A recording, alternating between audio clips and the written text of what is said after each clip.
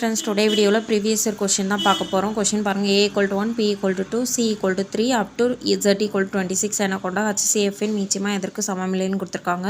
இதுல நம்ம ஆப்ஷன் வச்சு தான் ஆன்சர் ஃபைண்ட் அவுட் பண்ண போறோம். சோ a to z வரைக்கும் நம்பர்ஸ் எழுதிக்கிறோம். x ஓட வேல்யூ பாருங்க 24, e + ac = பாருங்க 24 கிடைக்கு. a + c + h ஓட வேல்யூ 12 கிடைக்கு. a * c * h ஓட வேல்யூ 24 கிடைக்கு. இது எதற்கு சமமில்லைன்னு கொடுத்திருக்காங்க.